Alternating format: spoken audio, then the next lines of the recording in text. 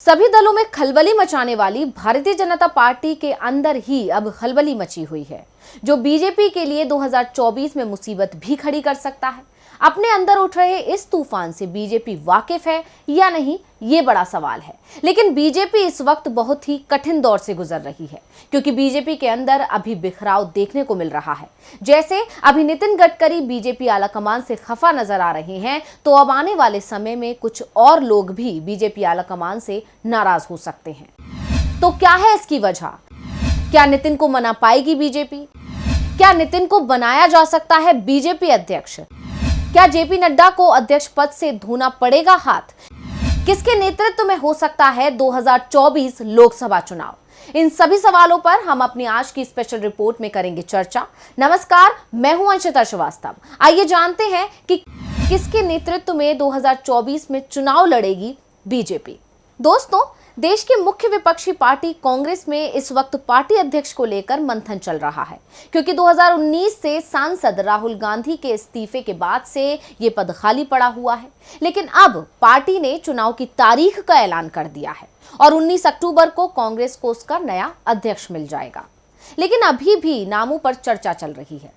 लेकिन आपको जानकर हैरानी होगी कि बीजेपी भी उसी जद्दोजहद से जूझ रही है और देश की सत्ताधारी पार्टी में भी अध्यक्ष पद को लेकर चर्चा तेज हो गई है, क्योंकि जनवरी 2023 में बीजेपी अध्यक्ष जेपी नड्डा का कार्यकाल खत्म हो रहा है। ऐसे में अब बीजेपी में असमंजस की स्थिति पैदा हो गई है कि जेपी नड्डा को दोबारा बीजेपी की कमान सौंपी जाए, या रूठे को मनाया जाए, या फिर किसी तीसरे और नए व्यक्ति पर दांव लगाया जाए। लेकिन मुश्किल ये है कि पहले से ही केंद्रीय मंत्री नितिन गडकरी की नाराजगी से जूझ रही बीजेपी कोई और जोखिम नहीं उठाना चाहती है। अगर नड्डा को दोबारा बनाया जाता है तो भी पार्टी में असंतोष पैदा हो सकता है, और अगर नड्डा को हटा दिया जाता है तो नड्डा पार्टी से नाराज हो सकते हैं। यानी कहा जा सकता है कि इस समय पार्टी में इधर कुआं उधर खाई वाली स्थिति बनी हुई है। ऐसे में बीजेपी आलाकमान इस समय कई नामों पर मंथन कर रही है। बीजेपी का अगला अध्यक्ष कौन हो सकता है? किसके नेतृत्व में लड़ा जा सकता है 2024 लोकसभा चुनाव? अब इस सवाल ने बीजेपी में खलबली पैदा कर दी है। ऐसे में जानकारों की माने तो इस लिस्ट में सबसे ऊपर जेपी नड्डा ही चल रहे हैं, क्योंकि उनके नेतृत्व में पार्टी ने अच्छा प्रदर्शन किया है। लेकिन साथ ही साथ बीजेपी इस बात से भी वाकिफ है कि नड्डा को एक बार फिर कमान सौंपना भारी पड़ सकता है। ऐसे में पार्टी का ध्यान केंद्रीय मंत्री नितिन गडकरी पर भी है, क्योंकि कहा जा रहा है कि वो पार्टी से नाराज चल रहे हैं।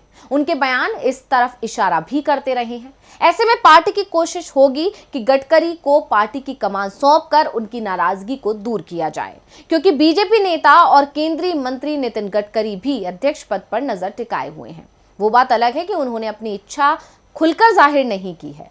गौरतलब है कि बीजेपी संसदीय बोर्ड से बाहर किए जाने के बाद से नितिन नाराज हैं और नितिन की ये नजरअंदाजी संघ को भी रास नहीं आई है। ऐसे में सूत्रों का कहना है कि संघ बीजेपी पर दबाव बनाकर गडकरी को अध्यक्ष बनवाना चाहता है, क्योंकि नितिन गडकरी ही वो शख्स हैं जिनके लिए भारतीय जनता पार्टी के संविधान में बदलाव किया गया था। दरअसल साल 2012 में एक संशोधन हुआ था, जिसके बाद बीजेपी में सभी पात्र सदस्य लगातार 2 बार अध्यक्ष पद संभाल सकते हैं। इससे पहले पार्टी प्रमुख एक ही कार्यकाल के लिए बनाए जाते थे। लेकिन नितिन गडकरी पर लगे कुछ आरोपों के कारण उन्हें दोबारा पार्टी की कमान नहीं मिल सकी थी, क्योंकि उस समय सत्ता में यूपीए सरकार थी। इसलिए बीजेपी कोई रिस्क नहीं लेना चाहती थी कि जो उसको कांग्रेस के खिलाफ चुनाव लड़ने में मुश्किल पैदा करे। इसलिए बीजेपी ने चुपचाप नितिन को साइड कर दिया था और राजनाथ सिंह को बीजेपी अध्यक्ष बना दिया था। लेकिन अब क्योंकि देश में बीजेपी सत्ता में है और गडकरी पर लगे सभी आरोपों पर उन्हें क्लीन चिट भी मिल चुकी है, इसलिए बीजेपी एक बार फिर उन्हें पार्टी की कमान सौंप सकती है। बीजेपी ये फैसला अगर लेती है तो इसकी सबसे बड़ी वजह नितिन गडकरी की मुखालफत भी हो सकती है। इस फैसले से नितिन और पीएम मोदी के बीच खिंची उस लकीर को मिटाने की कोशिश भी की जा सकती है जो 2010 से दोनों के बीच है, क्योंकि गडकरी अपनी बात रखने से कभी नहीं चूकते और जब से गडकरी को संसदीय बोर्ड से बाहर किया गया है तब से उनके बयान और ज्यादा मुखर होते जा रहे हैं। मौका कोई भी हो, गडकरी के दिल में जो होता है वो उसे अपनी जुबान में ले आते हैं। पीएम मोदी कांग्रेस मुक्त भारत की बात करते हैं तो गडकरी बयान देते हैं कि देश में मजबूत विपक्ष के लिए मजबूत कांग्रेस की जरूरत है। पीएम देश के विकास को लेकर बड़े बड़े दावे करते हैं तो गडकरी मंच से बोलते हैं कि हमें झूठे दावे और वादे नहीं करना चाहिए। कई मौके पर गडकरी के बयानों के सहारे विपक्ष ने बीजेपी को खूब घेरा भी है। एक बार फिर उन्होंने ऐसा बयान दे दिया जिससे पार्टी की बेचैनी बढ़ गई है। गडकरी ने कहा तो उद्यमियों से था, लेकिन निशाना कहीं और ही था। उन्होंने कहा कि जब कोई व्यक्ति पराजित होता है तो खत्म नहीं होता, लेकिन जब वो हार मान लेता है तो खत्म हो जाता है। उन्होंने कहा किसी को कभी भी इस्तेमाल कर फेंकना नहीं चाहिए। अच्छे दिन हो या बुरे दिन, एक बार किसी का हाथ थाम ले तो उसे नहीं छोड़े। सिर्फ उगते सूरज की पूजा ना करें, डूबते सूरज की भी पूजा होनी चाहिए। गडकरी का इशारा बीजेपी के उन नेताओं की तरफ था जिन्होंने पार्टी को शून्य से शिखर तक पहुंचाया, लेकिन जब पार्टी को उनकी जरूरत नहीं रही तो उन्हें पूरी तरह से किनारे कर दिया, उन्हें भुला दिया गया। इशारा पार्टी के पूर्व अध्यक्ष LK आडवाणी और मुरली मनोहर जोशी जैसे नेताओं की ओर था। इतना ही नहीं, इससे पहले भी एक बार केंद्रीय मंत्री नितिन गडकरी ने एक कार्यक्रम के दौरान साफ कह दिया था कि आज बीजेपी जो सत्ता सुख भोग रही है वो अटल बिहारी वाजपेयी और लाल कृष्ण आडवाणी के कामों का नतीजा है। गडकरी ने 1980 में वाजपेयी जी के एक बयान का हवाला दिया था। उन्होंने कहा कि उस वक्त पार्टी की हालत ठीक नहीं थी। बात 1980 की है। मैं पहली बार पार्टी के कार्यक्रम के लिए बांद्रा गया था। शाम को कार्यक्रम के दौरान अटल जी खड़े हुए और भाषण देने लगे। उन्होंने कहा कि मैं देख रहा हूं सूरज डूब रहा है समुद्र का। अटल जी ने कहा अंधेरा छटेगा, सूरज निकलेगा और कमल खिलेगा। जब वो कह रहे थे सबको विश्वास हो गया कि आज ऐसी स्थिति ना हो, लेकिन एक दिन ऐसा जरूर आएगा और अटल बिहारी वाजपेयी, लाल कृष्ण आडवाणी और दीनदयाल उपाध्याय के कामों का परिणाम है कि आज नरेंद्र मोदी के नेतृत्व में भाजपा सत्ता में है।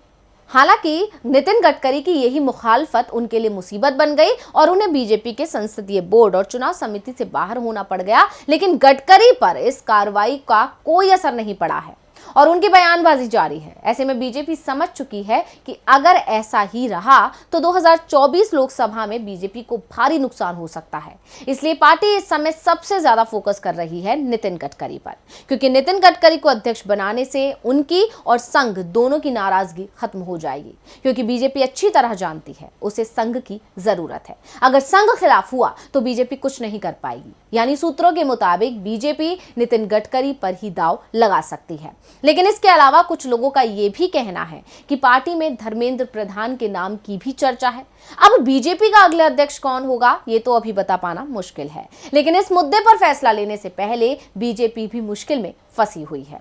तो आज की इस स्पेशल रिपोर्ट में बस इतना ही। फिर हाजिर होंगे एक और स्पेशल रिपोर्ट के साथ। नमस्कार। हमारे चैनल से जुड़े रहने के लिए YouTube पर टाइप करें DB Live, सब्सक्राइब बटन को क्लिक करें और बेल आइकन को दबाना न भूलें ताकि खबरें आप तक पहुंचती रहें। देखते रहिए DB Live, क्योंकि यहाँ हैं खबरें लगातार।